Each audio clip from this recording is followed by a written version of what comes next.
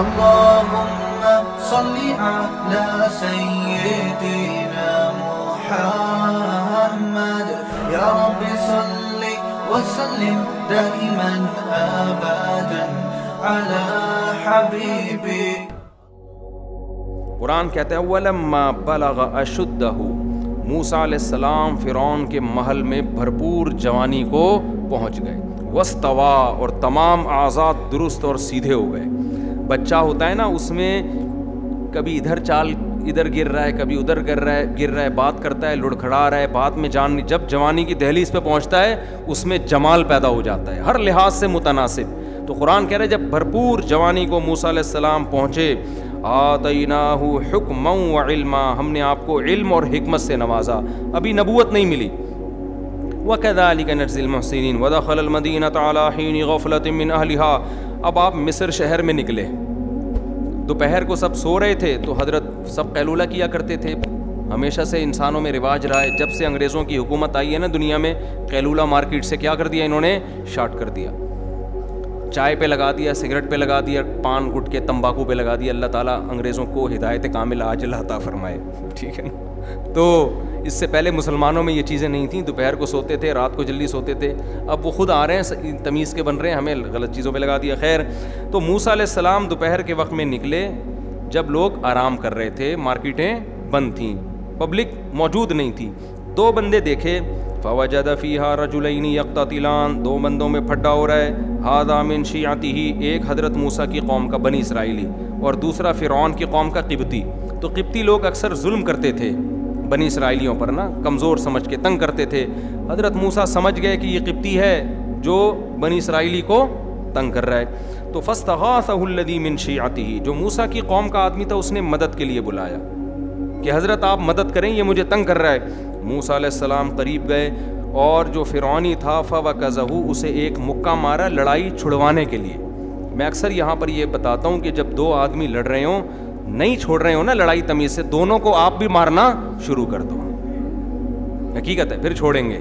ایک مکہ اس کے لگاؤ اور ایک مکہ اس کے لگاؤ. تو ایسے کنی کترا کے نکل نہ جایا کرو. لڑائی ہو رہی ہوتی ہے اور لوگ کہتے ہیں ان کا آپس کا مسئلہ ہے. بھائی منہ ٹوٹ جائے گا، ٹانگ وانگ ٹوٹ جائے گی. ابھی ہم نے کچھ دن پہلے دیکھا ایک بائک سے ٹکرائی ہے، دونوں لڑ رہے تھے، اس نے اٹھا کے زمین پہ مارا ہے اس کو. میں کہیں واکنگ کے لیے جا رہا تھا، ہم لوگ گئے، ہم نے بعض لوگوں نے کہا چھوڑو چھوڑو، میں نے کہا نہیں چھوڑو یار، یہ مار دے گا اس کو، تو لڑ رہے ہیں، کوئی چھڑوانے والا ہونا چاہیے. خیر اللہ کا شکر ہے چھوڑ دیا انہوں نے ایک دوسرے کو. ایک آدمی حاوی آ گیا تو سڑک پہ گھسیٹ رہا ہے، مارے چلے جا رہا ہے. خیر تو موسیٰ علیہ السلام نے مکہ رکھ کے لگایا کس کے، قبطی کے، لڑائی چھڑوانے کی نیت سے. فقضى علیہ، اور اس کا انا للہ ہو، کیونکہ جوان تھے، طاقتور تھے، پیغمبر کمزور نہیں ہوتے. تو ایک ہی مکے سے اس کا کام تمام ہو گیا. اب تھا بھی فرعونی، یہ بڑا مسئلہ تھا، لیکن کسی کو پتہ نہیں چلا، کیونکہ قرآن کہہ رہا ہے غفلت کا وقت تھا اور سب آرام کر رہے تھے، کسی کو نہیں پتہ چلا. یہ بنی اسرائیلی تھا، اپنی قوم کا آدمی تھا، اس سے خطرہ تھا نہیں کہ یہ راز فاش کر دے گا جا کے. تو قال ھذا من عمل الشیطان، حضرت موسیٰ نے کہا تو شیطان کا عمل ہو گیا، شیطان تو بڑا گھوم رہا ہے. پھر اللہ سے دعا مانگی، اللہ میرے اس غلطی کو معاف کر دے، میں نے جان کر قتل نہیں کیا. فغفر لہ، اللہ نے معاف کر دیا.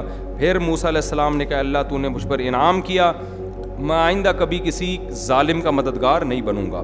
اگلے دن موسیٰ علیہ السلام شہر میں نکلے ہیں، مصر شہر میں، خوف زدہ ہو کے کہ چونکہ لاش جب ملے گی تو فرعون انکوائری کرے گا ہماری قوم کا بندہ مارا کس نے.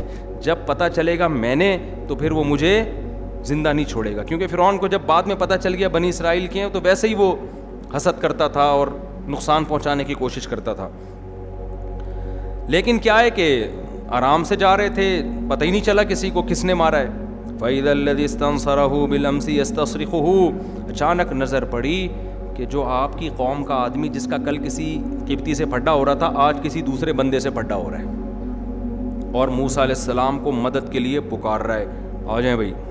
ٹھیک ہے نا. حضرت موسیٰ علیہ السلام نے ارادہ کیا میں اس کی مدد تو کرتا ہوں لیکن اس کو تھوڑی تنبیہ تو کروں نا کہ تو روزانہ ہی پھڈے کر رہا ہوتا ہے. تو حضرت موسیٰ نے کہا انک لغوی مبین، تو کھلی غلطی پر ہے، کل بھی جھگڑ رہا تھا آج بھی جھگڑ رہا ہے. جب اس کو ڈانٹا ہے پھر قرآن کہہ رہا ہے اب موسیٰ مدد کے لیے اسی کی مدد کے لیے گئے ہیں، کیونکہ قبطی طاقتور تھا، ایسے موقع پہ کمزور کی مدد کی جاتی ہے نا. لیکن اپنی قوم کا آدمی یہ سمجھا کہ مجھے ڈانٹا ہے تو شاید اب یہ مجھے مارنے آ رہے ہیں، وہ ڈانٹ سے یہ غلط سمجھ بیٹھا. سمجھ رہے ہیں بھائی، مدد تو حضرت موسیٰ نے اسی کی کرنی تھی، لیکن اس کو پہلے ڈانٹ لگا دی کہ تو نالائق، تو روزانہ لڑتا ہے. اب قرآن کہہ رہا ہے ارادہ کیا حضرت موسیٰ نے کہ فرعونی قبطی کو پکڑیں، جا کے گریبان سے پکڑیں، اس کو ہٹائیں. اتنی اسپیڈ سے آگے گئے ہیں کہ یہ سمجھا کہ اس دفعہ چانٹا کس کے پڑے گا؟ میرے پڑے گا. تو یہ نالائق جو ہے اس نے راز فاش کر دیا موسیٰ علیہ السلام کا. اس کو چاہیے تھا نا تھوڑا کنٹرول کرتا یار، بھاگ جاتا وہاں سے. قتل کا پتہ چل تمہاری مدد میں بندہ مارا ہے تو تم چپ تو رہو کم از کم. کتنا نالائق تھا نا بنی اسرائیلی. تو اس نے کیا کہا؟ یا موسیٰ ترید ان تقتلنی، اے موسیٰ آپ مجھے قتل کرنا چاہتے ہو، کما قتلت نفسا بالامس، جیسے کل آپ نے بندہ مارا ہے. کل ایک بندہ آپ نے مار دیا، مجھے لگتا ہے آج آپ مجھے مارنا چاہتے ہو. وما ان ترید الا ان تکون جبارا فی الارض، آپ زمین میں اپنا روب دبدبہ قائم کرنا چاہتے ہو. وما ترید ان تکون من المصلحین، اصلاح نہیں چاہتے. آپ کو میں مدد کے لیے بلا رہا ہوں تو چھڑوا کے چلے جاؤ، آپ بندے ہی مارنا آپ نے شروع کر دیے. تو آپ کی نیت اصلاح کی نہیں ہے. اب بات ایک دم لیک آؤٹ ہو گئی نا جب شور مچایا اس نے. اس کو پتہ چل گیا اچھا بھائی کل بندہ انہوں نے مارا تھا. فرعون تک بات پہنچی. فرعون کے درباریوں میں مشورہ ہوا کہ بہترین موقع ہے موسیٰ کو قتل کرنے کا، کیونکہ تو ویسے ہی پریشان تھے نا کہ یہ بعد میں ثابت ہو گیا تھا بنی اسرائیل کے ہیں. اب بہترین موقع ہے. ہر جگہ اچھے لوگ بھی ہوتے ہیں. فرعون ہی کے دربار میں ایک شخص تھا جس کی ہمدردیاں کس کے ساتھ تھیں؟ موسیٰ علیہ السلام کے ساتھ. جیسے فرعون کی بیوی کی ہمدردیاں کس کے ساتھ تھیں؟ حضرت موسیٰ. وہ دیکھ رہی تھی نا کہ کتنا صالح نوجوان ہے یہ. جو نیک اور پرہیزگار لوگ ہوتے ہیں وہ لوگوں کے دلوں میں گھر بنا لیتے ہیں. تو فرعون ہی کے محل میں حضرت موسیٰ کے بہت سے حامی پیدا ہو گئے تھے.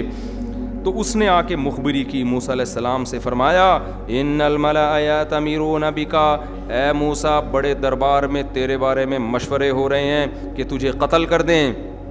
فاخرج، مصر سے تو نکل جا، انی لک من الناصحین، میں تیرا خیر خواہ ہوں، آپ نکل جاؤ ورنہ یہ آپ کو زندہ نہیں چھوڑیں گے.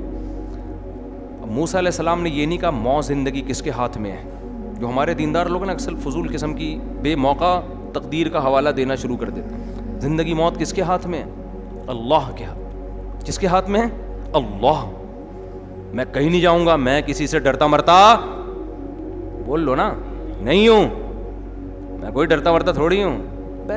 جو رات قبر میں لکھی ہے وہ قبر میں ہے. یہ باتیں بالکل ٹھیک ہیں، جو رات قبر میں لکھی ہے وہ آئے گی، لیکن آپ کو کیا پتا کون سی رات لکھی ہوئی ہے؟ ٹھیک ہے نا، آپ کو تھوڑی پتا ہے. آپ تو بچنے کی کوشش کرو. حضرت موسیٰ کو اندازہ ہو گیا بھائی یہ مجھے قتل کر دیں گے، تو جان بچانا بھی فرض ہے، جان بچانے کی تدبیریں اختیار کرنا بھی فرض ہے. قرآن کہتا ہے فخرج منہا. اب حضرت موسیٰ نے تو مصر کے علاوہ دنیا دیکھی نہیں تھی، اب کہاں جائیں بھائی؟ تو مدین جانے کا ارادہ کیا، کیونکہ سنا تھا کہ مدین کی حکومت اچھی ہے، بادشاہ اچھا ہے. تو ارادہ آپ نے کیا کیا؟ مصر سے کہاں چلا جاؤں؟ مدین. اب پیدل نکل گئے. فخرج منہا خائفا یترقب، خوف کی حالت میں اور لوگوں سے چھپتے چھپتے مصر سے نکل گئے، اس خوف سے کہ کوئی مجھے دیکھ نہ لے. تو خوف بھی ہو سکتا ہے پیغمبروں کے دل میں، یہ سب چیزیں نیچرل ہیں. اگر آپ کے کوئی قتل کی کوشش کر رہا ہے اور آپ کی ٹانگیں کانپنا شروع کر دیں تو یہ اس کی علامت نہیں ہے کہ آپ بے دین ہیں، یہ نیچرل ہے. سمجھ رہے ہو یہ کیا ہے؟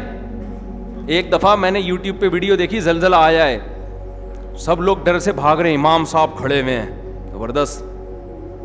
اب پتہ نہیں اندر سے کانپیں کتنی ٹانگ رہی ہوں گی ان کی، واللہ عالم. کسی نے کہا دیکھو امام صاحب کا ایمان دیکھو. میں نے کہا ایمان نہیں ہے، پاگل آدمی ہے، اللہ معاف فرمائے، اسے کہنا نہیں چاہیے امام کو. چھت وت گرے گی، زمین میں پھٹ پھٹا جائے گی.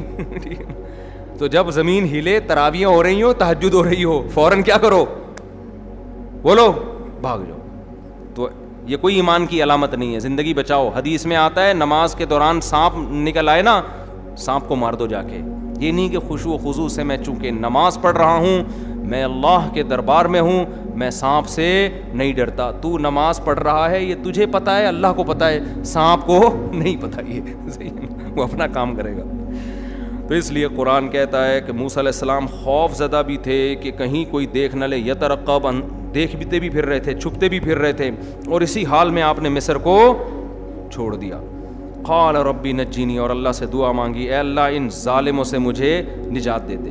ظالم کیوں؟ اس لیے کہ قتل خطا میں قتل کی سزا نہیں ہے. کچھ غلطی سے بندہ مار دے تو آپ جا رہے ہو گاڑی میں، اچانک کوئی سامنے آ گیا مر گیا، یہ تھوڑی کہ آپ کو پھانسی کے پھندے پہ لٹکا دو، یہ تو ظلم ہے نا، یہ تو خالصتاً ظلم ہے. ولما توجہ تلقاء مدین، پھر مدین کی طرف رخ کیا اور کہا عسیٰ ربی ان یہدینی سواء السبیل، مجھے اپنے رب سے امید ہے وہ مجھے سیدھا راستہ دکھا دے گا. راستہ مجھے معلوم نہیں ہے لیکن اور کوئی آپشن نہیں ہے، تو چلو بس مدین کی طرف رخ کر کے نکلتے ہیں، اللہ مدد کرے گا. ولما ورد ماء مدین، ورود عربی میں کہتے ہیں پانی کے کنویں پہ آنا یا پانی کے گھاٹ پہ آنا. حضرت موسیٰ سب سے پہلے مدین جب پہنچے ہیں تو کنویں پہ پہنچے، اس لیے کہ انسان کی سب سے بڑی ضرورت کیا ہے؟ پانی. پہلے زمانے میں بھی لوگ پانی تلاش کرتے تھے، جہاں پانی ہوگا وہاں آبادی ہوگی. تو حضرت موسیٰ بھی جب مصر میں پہنچے تو کہاں پہنچے؟ کنویں کے قریب. وجد من دونہم امرأتین تذودان، دیکھا کچھ دور دو لڑکیاں کھڑی ہوئی ہیں اور وہ ہٹا رہی ہیں، یعنی پانی نہیں پینے دے رہی ہیں اپنے جانوروں کو یا اپنے مویشیوں کو. ووجد امۃ من الناس یسقون، اور بہت سے لوگ مرد جو ہے نا وہ مجمع میں گھسے ہوئے ہیں اور پانی نکال کے پلا رہے ہیں انسانوں کو یا اپنے مویشیوں کو، اور وہ لڑکیاں دور کھڑی ہوئی ہیں. تو حضرت موسیٰ کو ان کمزوروں پہ ترس یہ آیا کہ یہ تو ان کا نمبر آنے میں تو کئی گھنٹے لگ جائیں گے. اب یہ شرم کی وجہ سے مردوں کے مجمع میں نہیں جا رہی ہیں، اور مرد اتنے ڈھیٹ، ان کو یہ خیال نہیں آ رہا کہ یار ہمارا مجمع ختم ہوتے ہوتے یہ تو کھڑے کھڑے، دھوپ بھی تھی وہاں بہت، ان کا تو بیچاریوں کا سخت نقصان ہوگا. تو ہم ہی کچھ غیرت دکھا کے خواتین کو کہتے ہیں پہلے آپ پانی نکال لیں، اور ہے بھی کوئی بہت زیادہ نہیں، دو لڑکیاں ہیں نا.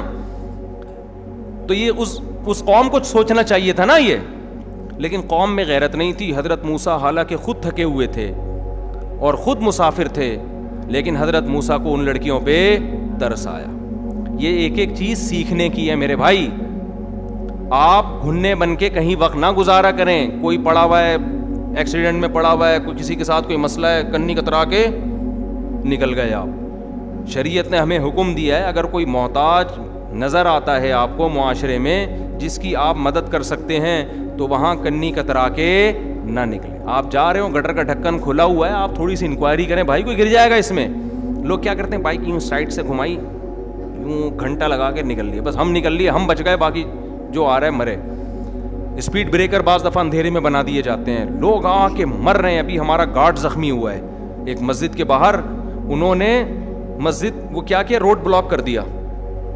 روڈ جو بلاک کیا ہے نا، ایک درمیان سی پٹی لگا کے، وہ پٹی بائک والوں کو دور سے نظر نہیں آ رہی، اسپیڈ کے ساتھ آتے ہیں، جب قریب آتے ہیں تو پٹی نظر آتی ہے، اور کئی بائک والے گر چکے تھے وہاں. ہمارا گارڈ بھی وہاں گرا اور اچھی خاصا زخم آیا اسے. وہ کہہ رہے میں نے وہاں جا کے بتایا جو لوگ بیٹھے ہوئے تھے، یار یہ کتنے لوگ گر چکے ہیں؟ تو انہوں نے کہا ہاں کیلکولیشن کر کے بتا رہے تھے، یار 8-10 بندہ اب تک گر چکا ہے. کسی کو توفیق نہیں ہو رہی، یار کچھ تو کرو بھائی، تمہارے سامنے لوگ گر رہے ہیں، تم روڈ پہ آ کے کھڑے ہو جاؤ. لیکن نہیں، جب تک 25-30 جنازے نہیں اٹھیں گے کسی کو خیال نہیں آتا. تو یہ سیکھنے کی چیز ہے. قرآن اس واقعے کے ایک ایک پہلو کو بیان کر رہا ہے. موسیٰ علیہ السلام کو ان پہ ترس آیا کہ بھائی ان بیچاریوں کا نمبر تو بہت دیر سے آئے گا. تو ان کے پاس آئے، کہنے لگے ما خطبکما، تمہاری کیا حالت ہے؟ قالتا لا نسقی، انہوں نے کہا ہم مجموعوں کے مردوں کے بیچ میں نہیں گھس سکتے. حتیٰ یصدر الرعاء وابونا شیخ کبیر. سوال پیدا ہوتا ہے بھائی پھر گھر سے مرد کو بھیجنا چاہیے تھا نا، لیڈیز کا کام ہوتا ہے گھر میں رہنا، باہر کے کام کس کی ذمہ داری ہے؟ مردوں کی. تو انہوں نے کہا ہمارے گھر میں کوئی مرد نہیں ہے، والد ہیں اور وہ بوڑھے ہیں. وہ کیا ہیں؟ وہ بوڑھے ہیں.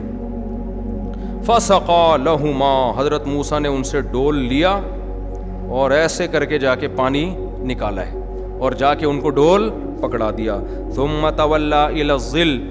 اب موسیٰ علیہ السلام کی نیت تو اللہ کی رضا کے لیے ان لڑکیوں کی خدمت تھی اور کوئی ذہن میں مفاد نہیں تھا، لیکن چونکہ مسافر تھے، کوئی ٹھکانہ نہیں ہے، کوئی جیب میں پیسے نہیں ہے کہ کہیں کھانا ہوٹل پہ خرید لیں، ہے بھائی کچھ بھی نہیں ہے.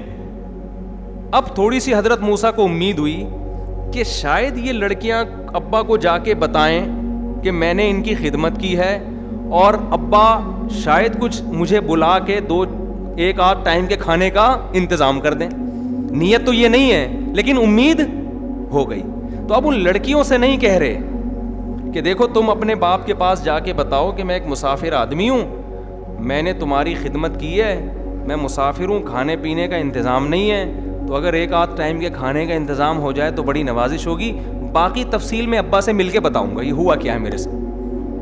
ان لڑکیوں سے موسیٰ علیہ السلام نے یہ, یار نہیں آ رہا سمجھ میں آپ لوگوں کی, ان لڑکیوں سے یہ بات نہیں, یہ سیکھنے کی چیز ہے. غیرت مند لوگ کیسے زندگی گزارتے ہیں, کیوں نہیں کہا؟ اس لیے کہ ان لڑکیوں کے دل میں خیال آ جائے گا اچھا یہ جو ڈول وول سے پانی پلایا ہے تو اس میں ان کا مفاد تھا. آج بسوں میں نہیں کھڑے ہوتے, پہلے نماز روزے کی ترغیب دے کے اپنا چورن بیچ رہا ہوتا ہے. پھر میں ایک دفعہ پنڈی جا رہا تھا بس میں, اس نے بتایا نماز پڑھیں ٹائم پہ, پابندی پہ, جتنے مسافر ہیں میں نے کہا ماشاء اللہ یار کتنا نیک آدمی, ہم مسافروں کو پہلے سے نماز کی ترغیب دے رہا ہے. اس کے بعد اس نے ٹافی نکالی, گلے کو صاف کرتی ہے, پھیپھڑوں کو آرام دیتی ہے. تو یہ ہوتا ہے, ٹھیک ہے نا. تو انہوں نے نہیں کہا اس لیے کہ ان کے دل میں خیال آ جائے گا کہ بھائی یہ لیول خدمت کا اور اصل میں ان کا مقصد کچھ اور. تو ان سے نہیں کہا لیکن اللہ سے کہا, اس لیے کہ ہم اللہ کے بہرحال محتاج ہیں, اللہ سے ہم نے استغنا نہیں کرنا. اللہ سے کہنے لگے, چھاؤں میں آ کے کھڑے ہوئے درخت کے نیچے, اور پھر دعا مانگنے لگے ربی انی لما انزلت الی من خیر فقیر, اے اللہ اگر تو نے میرے لیے کسی خیر کا ارادہ کر لیا ہے نا, یہ جا کے ابا کو بتائیں گی, ابا شاید مجھے کچھ پیسے ویسے دے دیں اس خدمت کے, تو اگر ایسا ہے تو میں اس کا محتاج ہوں, ایسا ہو جائے, ٹھیک ہے نا, ایسا کیا ہو جائے, ہو جائے. تو ہمیں یہ بھی سکھایا جا رہا ہے لوگوں کی جیبوں پہ نظر نہ رکھو مگر اللہ سے مستغنی مت. اللہ سے یہی دعا مانگا کرو, اللہ جو تو خیر چاہتا ہے نا میرے لیے, بے شک اس ذریعے سے چاہتا ہے تو اسی ذریعے سے دے دے, مجھے قبول ہے, مجھے کیا ہے, قبول ہے. اللہ نے دعا سن لی. قالت احداہما فجاءت احداہما تمشی علی استحیاء. ادھر حضرت موسیٰ دعا مانگ رہے ہیں, اللہ کوئی خیر کا اگر تیرا ارادہ ہے تو کر دے, میں محتاج ہوں, بھوک بھی لگ رہی ہے, کوئی ٹھکانہ بھی نہیں ہے, کچھ کر دے کوئی انتظام. اللہ نے دعا قبول کی. دونوں میں سے ایک حیا کے ساتھ چلتی ہوئی آئی, دونوں میں سے ایک حیا کے ساتھ چلتی ہوئی آئی اور کہنے لگی ان ابی یدعوکا, میرے والد نے آپ کو بلایا ہے, لیجزیک اجر ما سقیت لنا, آپ نے جو ہماری خدمت کی ہے ہمارے ابا آپ کو اس کے بدلے میں اجرت دینا چاہتے ہیں. خاندانی لوگ تھے یا نہیں تھے؟ آئے ہائے کیسے, دیکھو ایک ایک چیز سیکھنے کی ہے. کوئی آپ کی فری میں خدمت کر رہا ہو اس کی زیادہ خدمت کرو آپ. جب وہ اتنا بڑا دل کر رہا ہے تو آپ اس سے بڑا دل کر کے دکھاؤ. ہمارے ہاں جو فری میں کر رہا ہے اس کو نچوڑتے رہتے ہیں کہ تو فری پھوکٹ کا ملا ہوا ہے نا, اس کو تو جوس بنا کے اس کا پی لو. اور جو جتنا تیز ہوگا نا, 1.5 ہوشیار, باس کو نچوڑنے کی کوشش کرے گا, اس کو کھلاتے رہیں گے. مخلص لوگوں کی ہمارے معاشرے میں قدر, نہ مخلص ملازم کی قدر ہے, نہ مخلص باپ کی قدر ہے, نہ مخلص اولاد کی قدر ہے, نہ مخلص بیوی کی قدر ہے, نہ عورت کو مخلص شوہر کی قدر ہے. بیوی مخلص ہے جس کی آپ پہ کے مال پہ نظر نہیں ہے, وہ کہتی ہے بچا بچا کے آپ کو واپس کر دیتی ہے, کھلاؤ اس کو خوب دبا کے کھلاؤ. بولو بھائی جب تیرا دل اتنا بڑا ہے, بیگم یہ لو یہ 5000 کا نوٹ, بس میرا ویسے ہی دل کر رہا تھا. نہیں نہیں, جو تیز عورت ہوگی وہی تمہارے بٹوے سے پیسے نکالے گی, جو شریف ہے تم اس کا جہیز بھی کھا جاؤ گے. اور دوسری طرف بھی یہی معاملہ ہے, میاں اگر شریف ہے سرن سے نا اس کا خون نکال کے اپنے بھائیوں کے چڑھا دے گی. ٹھیک ہے, تو اس لیے کوشش کیا کرو تمہارے ماتحتوں میں جو اگر تمہیں لگے نا کہ یہ مخلص ہے تو اس کے مانگنے سے پہلے اس کو دے دیا کرو. ایک انگریز کا قول ہے کافر کا لیکن بڑی اچھی بات ہے, اس نے کہا اپنے ماتحتوں کو کبھی باؤنڈ نہ کرو اپنے پاس کہ وہ کہیں اور جانا چاہیں تو تم روک کے رکھو. نا نا نا, یہ ظلم ہے ان کو کہیں اور اچھی جگہ مل رہی ہے, بولے جاؤ بھائی. کمپنی والے آج کل مجھے اب تو نہیں بلاتے, پہلے کہتے تھے آپ ہمارے ملازمین میں بیان کریں کہ یہ ہمیں چھوڑ کے جائے نہیں, ان کو کم بختوں کو ہم سکھاتے ہیں جہاں اچھی جاب ملتی ہے وہاں بھاگ جاتے ہیں. میں نے کہا یہ تو میں بھی ہوتا تو میں بھی یہی کرتا, آپ نے ان کو سکھایا اپنے لیے, اپنے فائدے کے لیے, تو ان کو اپنا فائدہ جب کہیں اور نظر آئے گا تو جائیں گے یہ. تو میں نے ان سے وہ انگریز کا قول نقل کیا کہ اپنے ماتحتوں سے کو کہیں بھی جانے سے مت روکو, سلوک اتنا اچھا کرو کہ وہ کہیں اور نہ جائیں. تو اگر کسی اور کمپنی سے ان کو اچھی آفر آ رہی ہے, آپ بولو میں تمہاری تنخواہ یہیں بڑھا رہا ہوں, تو نہیں جائیں گے. وہ نہیں بڑھا رہے تو پھر تو وہ تمہارے باپ کے غلام تھوڑی ہیں جو یہاں رہیں گے. چلو, تو موسیٰ علیہ السلام, وہ جو لڑکیاں تھیں نا, بس یہ ہم ختم کرنے پھر باقی کل کریں گے انشاءاللہ. تو وہ جو لڑکیاں تھیں ان کے والد بھی خاندانی, وہ یہ کر سکتے تھے کہ چلو کسی نے فری میں پلا دیا, بس ٹھیک ہے جاؤ بھائی چھوڑو, بس اللہ اس کو جزائے خیر دے. لیکن ان کے باپ نے قدر کی کہ ایک طرف اتنے نالائق لوگ کہ بیٹیوں کو ایسا نہیں کر رہے کہ لیڈیز فرسٹ, بھئی آپ پہلے آ جائیں. ایسے نالائقوں میں اگر ایک ایسا ہے جو فری میں اتنی خدمت کر رہا ہے, ترس آ رہا ہے, تو ہمیں بھی دل بڑا کرنا چاہیے, اس کو اس کی اجرت ہم دیں گے. تو دونوں میں سے ایک آئی حیا کے ساتھ. حیا کے ساتھ بھی اللہ نے ذکر کیا اس لیے کہ اللہ کو عورت میں حیا کا عنصر پسند ہے. اس لیے میں کہتا ہوں اللہ کا واسطہ, خواتین جب جس طرح سے بائکوں پہ بیٹھتی ہیں نا دونوں پاؤں ایک طرف کر کے, اس میں حیا زیادہ ہے. اس کلچر کو تبدیل کرنے کی کوشش مت کرو. حیا ایسی چیز نہیں ہے جو ہم لغت سے نکال کے دکھائیں کہ کس طرح حیا ہے. حیا دیکھنے سے پتہ چل جاتی ہے, دیکھنے سے پتہ چل جاتی. ہاں اس میں یہ خطرہ ہوتا ہے کہ پاؤں کپڑا نہ الجھ جائے, اس کا کوئی متبادل تلاش کرو. کیونکہ بعض خواتین اس طرح بیٹھتی ہیں کہ بائک کے اس میں نا چین میں برقع پھنستا ہے, چادر پھنستی ہے, تو چین کور ہونا چاہیے. چین کور ہو تو پھر نہیں پھنستا, تو سمٹ کے بیٹھے ہیں تاکہ کپڑا پہیے میں پھنسنے کا خطرہ نہ ہو. باقی اس پہ بخاری مسلم کی حدیثیں پیش کرنا کہ اونٹ میں خواتین ایسے بیٹھتی تھیں, یہ پاگلوں والی حرکتیں ہیں. یہ اونٹ میں تو اس طرح بیٹھ ہی نہیں سکتی, اور بائک کو آپ اونٹ پہ قیاس نہ کرو. یہی وجہ ہے کہ آج آپ کوئی بھی علماء صلحاء دیکھیں گے, حتیٰ کہ جو یہ دلائل دے رہے ہیں نا کہ اس طرح بیٹھنا چاہیے, ایک پاؤں ادھر ایک پاؤں ادھر کر کے, وہ بھی اپنی بیوی اور بہنوں کو اس طرح نہیں بٹھاتے بائک پر. ان کو پتہ ہے کہ اچھا نہیں لگے گا یہ عمل دیکھنے میں. تو اس لیے حیا کو جتنا پروموٹ کر سکتے ہو میرے بھائی کرو. اور حیا کے کوئی لگے بندے اصول نہیں ہوتے, عرف بہت ساری چیزوں میں عرف فیصلہ کرتا ہے کہ حیا کس میں زیادہ ہے. ہاں کوئی خاتون خود بائک چلا رہی ہوں تو چلانے میں وہ اس طرح کر کے بیٹھ نہیں سکتی, وہ ایک مجبوری ہے. نہیں یاری بات میرا خیال ہے. بعض لوگ یہ بھی طنز کرتے ہیں اس طرح بیٹھ کے چلائے گی کیسے, تو میں چلانے کی بات تھوڑی کر رہا ہوں. چلانا پڑے گا وہ تو ظاہر ہے, ایک پاؤں ادھر ہوگا ایک پاؤں ادھر ہوگا. میں پیچھے بیٹھنے میں کہہ رہا ہوں کہ پیچھے بیٹھیں تو دونوں پاؤں ایک طرف کر کے بیٹھیں. جہاں مجبوری میں چلانا ہو تو پھر چلانے میں تو ظاہر ہے ایک پاؤں ادھر ہوگا اور دوسرا پاؤں ادھر ہوگا. اس میں یوں بیٹھ کے کون پاگل مشورہ دے گا. تو کیڑے نکالنے والوں کو, ایپ تلاش کرنے والوں میں سینس نہیں ہوتی, وہ پھینکتے رہتے ہیں بیٹھ کے, اوٹ پٹانگ باتیں کرتے رہتے ہیں. خیر ہم اپنی بات کی طرف آتے ہیں. قرآن کہہ رہے فجاءته احداهما تمشي على استحياء, دونوں میں سے ایک آئی حیا کے ساتھ چلتے ہو. حیا کے ساتھ چلنا کسے کہتے ہیں؟ ایک تو راستے کے کنارے پہ چلیں, روڈ کے بیچ میں نہ چلیں. خواتین کو چاہیے کیسے چلیں؟ راستے کے کنارے پہ, پراپر پردہ ہونا چاہیے. تو وہ جب آئی اور کہنے لگی میرے ابا نے آپ کو بلایا ہے. کیوں بلایا ہے؟ آپ کو میرے ابا اجرت دینا چاہتے ہیں. حضرت موسیٰ علیہ السلام چلے گئے, وہ تو پہلے ہی امید لگا کے بیٹھے ہوئے تھے. انہوں نے کہا اللہ نے میری دعا قبول کر لی. اس سے صاف پتہ چل رہا ہے استغنا کی بھی ایک لمٹ ہے.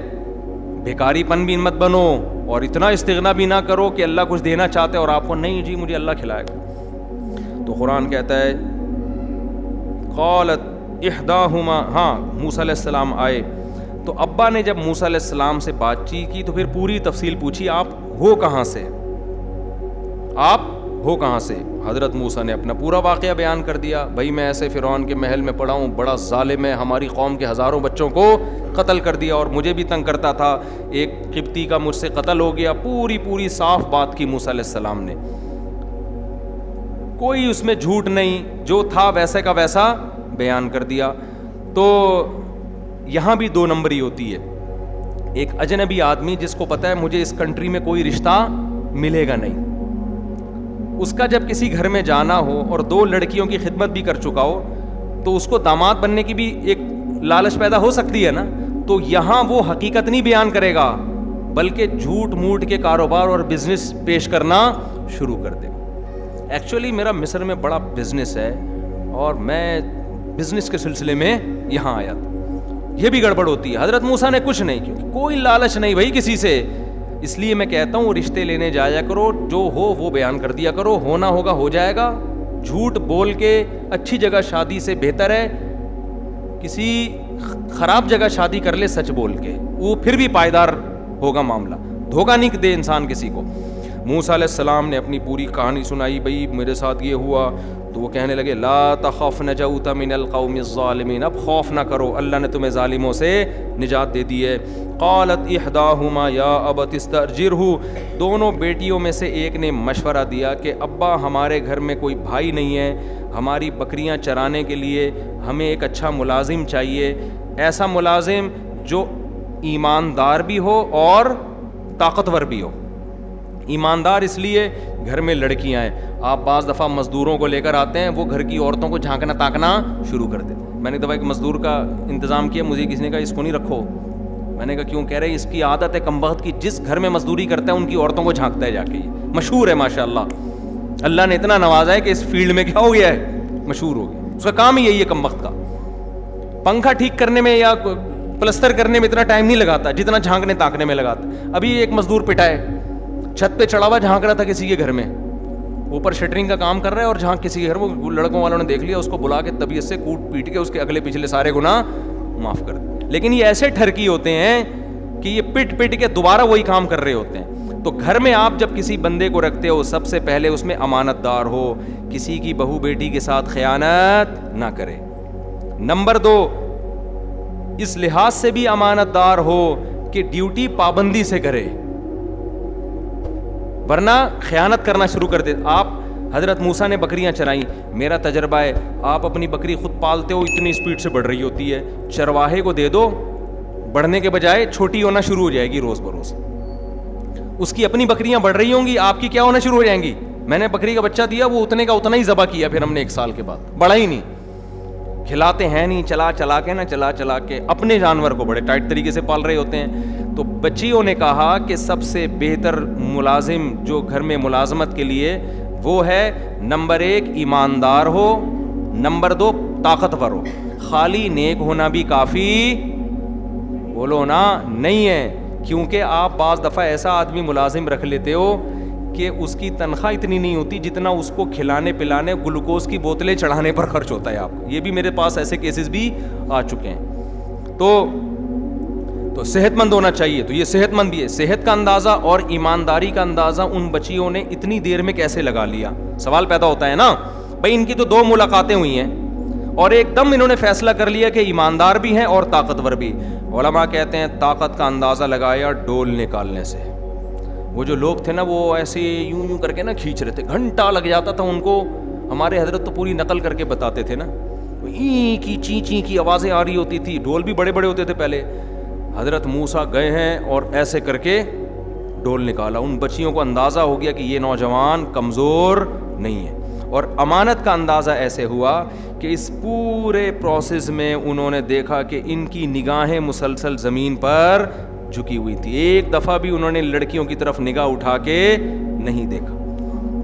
میں نے ایسے لوگ بھی دیکھے, آپ مستورات کے ساتھ جا رہے ہو نا کار میں, پیچھے ٹیکسی والا کیا کرتا ہے, وہ جو گلاس ہوتا ہے نا پیچھے دیکھنے کا, وہ آپ کی بیوی پہ سیٹ کر دیتا ہے. یہ گرلز اسکول جو ہوتے ہیں نا, گرلز, ان میں جو وین پہ نہیں آ رہے ہوتے, وین میں لے جانے کے لیے جو ڈرائیور ہوتے ہیں, ان میں بہت ہوتا ہی ہے. ایسے شادیاں ہوئی ہیں, ہمارے ایک جاننے والے تھے, وہ اب تو پرانا ہو گیا, ان کو نہیں پتا, جب تو بچے بھی ان کے بڑے ہو گئے, بچپن کا واقعہ ہے. وہ لڑکیوں کے اسکول میں نا لڑکیوں کو لے کے جاتا تھا وہ لڑکا, تو وہاں اس نے ایک لڑکی پہ سیٹ کیا ہوا تھا وہ گلاس, وہ نہیں جو پیچھے دیکھنے کے لیے. آنکھ مٹکا ہوا ہے اور بالآخر الحمدللہ دونوں کی شادی ہوئی. چلو اچھا ہوا, شادی ہو گئی, بچے بھی ہو گئے ماشاءاللہ, ہنسی خوشی زندگی گزر رہی ہے ان کی. تو اس طرح بھی ہوتا ہے بھائی, ٹھیک ہے شادی ہونا تو ٹھیک ہے, لیکن ابا نے اس لیے تھوڑی بٹھائی ہے بچی کے آپ گلاسز سے اس کو جھانکو, آپ ویسے ہی پیغام بھیج دیتے. اور ایسے بھی ہم نے اچھے لوگ دیکھے ہیں کہ وہ اس کا خیال کرتے ہیں کہ بھائی آپ جب اگلے پر اعتماد کر رہے ہیں تو آپ اس کے اعتماد کو ٹھیس نہ پہنچائیں. ایسے بھی لوگ میں نے دیکھے ہیں, آپ اپنی وائف کے ساتھ بیٹھے ہو, وہ فوراً گلاس وہ ایسی جگہ فٹ کر دیتے ہیں کہ کسی عورت پہ نظر نہ پڑے ان کی. تو یہ عورتوں کو بہت جلدی پتہ چل جاتا ہے کہ کس کی آنکھوں میں مکاری ہے اور کس کی آنکھوں میں حیا ہے. یہ مردوں کو پتہ نہیں چلتا, یہ عورتوں کو 2 منٹ میں پتہ چل جاتا ہے. تو ان لڑکیوں نے حضرت موسیٰ علیہ السلام کی آنکھوں سے اندازہ لگا لیا کہ یہ اجنبی ہو کے کسی کے ساتھ خیانت نہیں کر رہے. نظر مستقل کہاں ہے؟ نیچے. اور بعض علماء نے یہ بھی لکھا ہے کہ حضرت موسیٰ نے جب ان لڑکی نے کہا نا کہ آپ میرے والد کے پاس چلیں, تو حضرت موسیٰ نے کہا کہ میں آگے چلتا ہوں, آپ پیچھے. ممکن ہے یہ ایسا ہو, واللہ عالم. خیر ان کو اندازہ ہو گیا, تو اس لیے اب بس یہ 2 آیتیں پڑھ کے بیان ختم کرتا ہوں. تو وہ جو لڑکیوں کے والد تھے نا, یہ کہا جاتا ہے کہ شعیب علیہ السلام تھے, لیکن اس کی کوئی دلیل ہے نہیں. ان لڑکیوں کے دیکھو, باپ کو سب سے زیادہ فکر بیٹی کے بالغ ہونے کے بعد اس کی شادی کی ہوتی ہے, جو غیرت مند باپ ہے. سب سے زیادہ فکر کس کی ہوتی ہے؟ جو غیرت مند باپ ہے نا, اس کو فکر ہوتی ہے مجھے اپنی بیٹی کے لیے رشتہ چاہیے. آج کل یہ فکر ختم ہو گئی, بلکہ بچی بتا بھی دیتی ہے نا ابا کو کہ وہاں شادی کرنی ہے, تو ابا دور لگ کے تھپڑ لگاتے ہیں اس کے. شرم نہیں آتی بھی ایجوکیشن ہے, ایکچولی شروع ہو جائے گا پھر. تو جو غیرت مند ہے, ہمیں یہ واقعہ اللہ اتنی تفصیل سے کیوں بیان کر رہے ہیں؟ یہ کوئی معاذ اللہ کہانی ہے, ایک ایک پہلو سے سبق دلانے کے لیے کہ وہ لڑکیوں کے والد نیک آدمی تھے, تو وہ مسلسل تلاش میں تھے مجھے اپنی بیٹی کے لیے کوئی اچھا شوہر چاہیے. تو ان کو اندازہ ہو گیا کہ یہ اس آدمی میں 2 کوالٹیز ہیں. نمبر 1 صحت اچھی ہے, نمبر 2 ایماندار ہے. تو داماد کی سلیکشن میں بھی 2 چیزیں دیکھی جاتی ہیں, صحت مند ہو اور ایماندار ہو. ہمارے ہاں ان 2 کو اگنور کر کے روکھڑا دیکھا جاتا ہے, کماتا کتنا ہے. اگر وہ ایماندار نہیں ہے, کماتا ہے, خدا کی قسم یہ کمائی عذاب جان بن جائے گی. اسی کمائی سے وہ آئس پیے گا, اسی کمائی سے شراب پیے گا, اسی کمائی سے لڑکیوں کو جھانکا تاکی کرے گا. پیسہ تقوی کے بغیر آتا ہے تو عیاشی لے کر آتا ہے. دوسری بات یہ کہ پیسہ آنے جانے والی چیز ہے. اگر صحت ہے تو بندہ بزنس کر کے پیسہ کما لیتا ہے.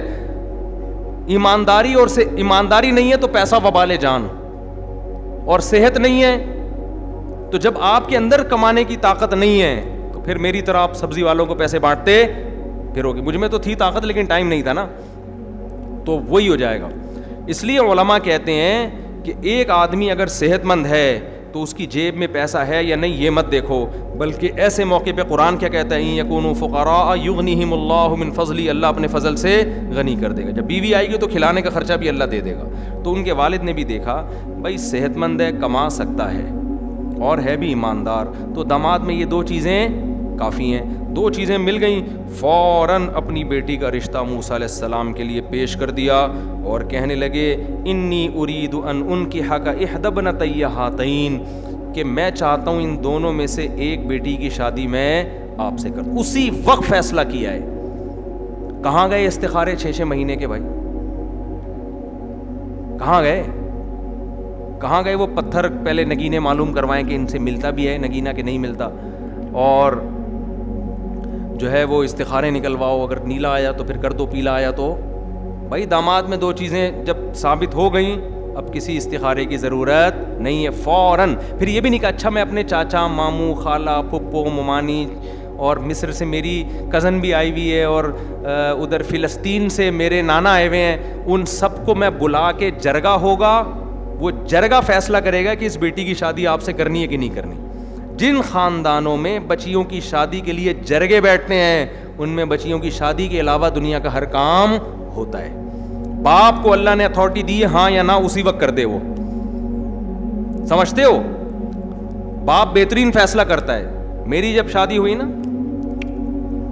تو میری جو وائف ہیں الحمدللہ اور ان سے میری اولاد ہے, ان کے ابا نے رشتہ داروں کو بتائے بغیر ہاں کر دی تھی, کیونکہ میں دوسری کر رہا تھا نا. وجہ یہی تھی کہ وہ کہہ رہے ہیں یار ہم جب بتائیں گے نا دوسری تو کوئی بھی نہیں مانے گا. تو باپ کو پتا ہوتا ہے کہ یار میرے نے کیا فیصلہ کرنا ہے. تو انہوں نے مجھے یہ بتایا تھا کہ آپ جب نکاح پہ آئیں گے تو آپ نے بتانا نہیں ہے کہ میں دوسری کر رہا ہوں, آپ نے یہی شو کرنا ہے کہ میں کیا ہوں, کنوارا, کیونکہ پھر ایک نئی بحث چھڑ جائے گی. تو رشتہ داروں کو سمجھانا بڑا مشکل ہوتا ہے اور باپ ڈیسیجن لے سکتا ہے. تو لے لیا انہوں نے ڈیسیجن الحمدللہ, اللہ کے فضل سے آپ کے سامنے. وہ میرا خیال ہے 13-14 سال ہو گئے شادی کو. اگر وہ نہ فیصلہ کرتی نہیں, پہلے ماموں سے پوچھوں گا, چاچے مامے سارے, ابے کیا دوسری والے کو دے رہے ہو, ابے اس کے پہلے سے بچے, ابے پاگل ہو گئے ہو کیا, اتنی انکوائری ہوتی نا, اتنی انکوائری کمیشن آفیسر میں بھرتی ہونے کے لیے اتنی انٹیلیجنس خفیہ ایجنسیاں انکوائری نہیں کر رہی ہوتی جتنی باقی سارے کر رہے ہوتے ہیں. ان کو وہ خطرات نہیں ہوتے جو بیٹی کو گھر میں بٹھانے کے ہوتے ہیں. تو باپ صحیح فیصلہ کرتا ہے. اس لیے میں لوگوں سے کہتا ہوں کہ جب آپ کی بیٹی کے لیے کوئی پیغام نکاح بھیجے تو زیادہ ادھر ادھر لوگوں کو لفٹ کرانے کی ضرورت نہیں ہے, خود فیصلہ کرو. خود سمجھتے ہو تو ان کے ابا نے بھی خود ہی فیصلہ اسی وقت, کوئی چاچا ماما کو فون نہیں کیا, نہ کسی سے مشورہ, کہا انی اریدو, میرا ارادہ ہے میں اپنی دونوں بیٹیوں میں سے ایک کا نکاح کس سے کرنا چاہتا ہوں, آپ سے. لیکن خطرہ یہ ہے کہ ادھر آپ کی شادی ہوئی, ٹھیک ہے نا, آپ بیٹی کو لے کے چلے گئے, میری تو یہی 2 بیٹیاں ہیں گھر میں خدمت کرنے کے لیے, تو میں بوڑھا, میری خدمت کرنے والا کوئی بھی نہیں بچے گا. شرط یہ ہے کہ 10 سال آپ نے بکریاں چرانی ہے, جو ہمارے گھر کا ذریعہ آمدن ہے, جو ہمارے گھر کا ذریعہ آمدن ہے. موسیٰ اور 8 سال چرانی ہے. 2 اگر آپ اپنی طرف سے کر دیں تو یہ غریبی ہے, یہ آپ کی طرف سے ہم پر کیا ہوگا, احسان. حضرت موسیٰ نے فوراً فیصلہ کیا ہے. حضرت موسیٰ نے بھی یہ نہیں کہا کہ ایکچولی میں ذرا استخارہ کر لوں پہلے, اس وقت حالانکہ پیغمبر بنے نہیں تھے, میں ذرا اپنی والدہ سے فون کر لوں. اب ظاہر ہے مصر والدہ سے کہاں جاتے ہیں ملاقات کے لیے, بس بھائی اب دوسرے ملک میں رہے, والدہ بھی نیک تھیں, ان کو پتا تھا میرا بیٹا میرے لیے کوئی اچھی بہو ہی لے کر آئے گا. کچھ بھی نہیں, پہلے میں اسٹیبل ہو جاؤں. ایکچولی اصل میں یہ جو 10 سال میں بکریاں چراؤں گا, یہ پہلے میں کمیٹی ڈالوں گا, پھر میری کمیٹی 6 سال کے بعد نکلے گی, پھر جب کمیٹی نکلے گی اس سے میں گولڈ خریدوں گا, پھر میں ڈیفینس میں گھر خریدوں گا, پھر اس کے بعد یہ ہوگا, پھر یہ ہوگا. جیسے کہ آج کل نوجوان کر رہے ہیں, ساری چیزیں ہو جاتی ہیں, جب بادام آتے ہیں تو کھانے کے لیے دانت منہ میں نہیں بچتے. میں نے دیکھا الحمدللہ بہت سے لوگوں نے اسٹیبل ہو کے شادی کی ہے, اسٹیبل ہو گئے, اور وہی میرا والا حال ہوا کہ جب پیسہ تھا تجربہ نہیں تھا, اور جب بزنس کا تجربہ آیا پیسہ شارٹ ہو گیا.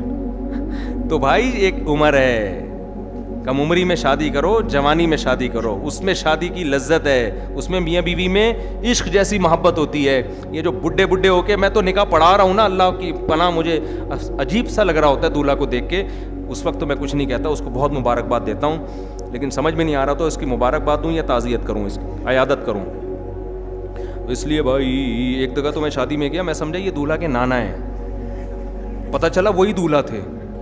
بڑے میں نے کہا چلو اب کیا غنیمت ہے, اب بھی کر رہے ہیں, وہ دولہا تھے حضرت جی. تو اگر زندہ ہیں تو اللہ ان کو نیک صالح اولاد عطا فرمائے. ایک 80 سال کا بوڑھا آدمی مری میں, ہمارے ایک جاننے والے عالم ہیں, اس نے کینیڈا میں کوئی لڑکی پھنسا لی, انگریز لڑکی نا, پاکستانی بڑے ہوشیار ہوتے ہیں, تو لڑکی پھنسا کے اس کو بلا لیا کہ شادی کروں گا تم سے. وہ بھی آ گئی, پتہ نہیں اس کے دل میں کیا ہوگا. اب یہ 80 سال کے بزرگ امام صاحب کے پاس صبح پہنچے. وہ امام صاحب مجھے واقعہ بتا رہے تھے نا, یہ اپنی مسجد کے امام کا بتا رہے یا اپنا ہی بتا رہے, واللہ عالم. مجھے کہنے لگے وہ صبح وہ آیا اور ہمارے امام صاحب سے کہنے لگا کہ میرا شام کو کینیڈا کی ایک انگریز لڑکی سے نکاح ہے, اس کے لیے کیا چاہیے, یعنی ڈاکومنٹ میں کیا چاہیے. انہوں نے کہا آپ کا صرف زندہ ہونا چاہیے اس وقت, اس کے لیے کیا کیا ضروری ہے. ہاں اس نے یہ کہا کہ فجر میں آئے, کہنے لگا آج عصر میں شام کو میرا اس لڑکی سے نکاح ہے, اس کے لیے کیا کیا ضروری ہے. انہوں نے کہا کچھ بھی ضروری نہیں ہے, صرف عصر تک آپ کا زندہ رہنا ضروری ہے. سمجھ رہے ہو. تو اس لیے ہر چیز کا ایک ٹائم ہوتا ہے. تو موسیٰ علیہ السلام نے بھی یہ نہیں کہا میں استخارہ نکالوں گا, پازیٹیو آیا, پھر میں پہلے میں کچھ ایکچولی پیسے جمع کر لوں, کمیٹی ڈال لوں, یہ نا نا نا نا نا. جس خدا نے آج تک کھلایا ہے, جب بیوی آئے گی تو اس کے کھلانے کا انتظام وہ کر دے گا. حضرت موسیٰ نے فوراً ہاتھ بڑھایا اور فرمایا ذالک بینی و بینک, یہ میرے اور آپ کے درمیان ایگریمنٹ ہے. حضرت موسیٰ نے یہ بھی نہیں کہا میں یہاں شادیاں کرنے نہیں آیا ہیں, میرے پر تو ابھی تو میرا ایک بڑا ویژن ہے, میں اپنی قوم کے نجات کے لیے محنت کروں گا, اسٹرگل کی. شادیوں وادیوں میں کیوں مجھے الجھا رہے ہو, ابھی تو میں اپنی قوم کا نجات دہندہ بنوں گا, میں واپس جاؤں گا اور میں ایک اسٹرگل کروں گا, محنت کروں گا, پھر مصر میں انقلاب آئے گا, پھر جب مصر کی حکومت کا خاتمہ ہوگا پھر میں انشاءاللہ آپ سے رابطہ کروں گا. آپ اپنا فون نمبر دے دیے مجھے, کانٹیکٹ نمبر دے دیں. نا نا نا بھائی, یہ سارے کام ساتھ ساتھ ہوں گے. پڑھائی بھی ساتھ ساتھ, آپ میڈیکل کالج میں پڑھ رہے ہیں وہ بھی ساتھ ساتھ, شادی بھی, بچے بھی. کوئی کام شادی کی وجہ سے نہیں رکے گا اور کسی کام کی وجہ سے شادی نہیں رکے گی. ایک وجہ سے رکے گی, کوئی لفٹ کرانے کے لیے تیار ہی نہ ہو, کوئی لڑکی نہ دے رہا ہو تو پھر ایک مجبوری ہے, پھر میرا دماغ آ کے مت کھایا کرو. تو قرآن کہتا ہے کہ موسیٰ علیہ السلام نے فوراً کہا ذالک بینی و بینک, یہ میرے اور آپ کے درمیان ایگریمنٹ ہے. ایما الاجلین قضیت, دونوں 8 سال یا 10 سال میں سے کوئی بھی مدت میں نے پوری کر دی, فلا عدوان علی, تو پھر مجھ پر کوئی حرج نہیں ہے. یعنی پھر میں اپنے اس ایگریمنٹ سے کیا ہو جاؤں گا, بری. واللہ علی ما نقول وکیل, اور ہم جو معاہدہ کر رہے ہیں اس پر کون گواہ ہے, اللہ گواہ ہے. تو یہ واقعہ پھر باقی انشاءاللہ ہم کل پڑھیں گے, وقت بہت زیادہ ہو گیا ہے. بہت سارے اسباق ہیں ہمارے سیکھنے کے ان واقعات میں. ہمیں اللہ کا شکر ادا کرنا چاہیے بھائی, ہمارے پاس قرآن ہے. ہمیں کسی اور سے اپنا لائف اسٹائل سیکھنے کی ضرورت نہیں ہے, نہ ہمیں کسی اور سے نالج لینے کی ضرورت ہے کہ ہمیں کیا. نہ موٹیویشنل اسپیکروں کو زیادہ لفٹ کرایا کرو, وہ موٹیویشنل اسپیکر کی سنو جو مذہب کی بات کر رہا ہے. باقی تو ہمیں کیا یار, ان سے بولو, تم ہم سے پوچھو تمہیں کیسے زندگی گزارنی چاہیے, سمجھتے ہو. مفتی طارق مسعود صاحب کے بیانات سننے کے لیے youtube.com/مفتی طارق مسعود کو سبسکرائب کریں, اور اگر آپ لائیو ویڈیو کو کبھی بھی مس نہیں کرنا چاہتے ہیں تو سبسکرائب کرنے کے بعد بیل آئیکن پہ کلک کرنا مت بھولیں. جزاک اللہ.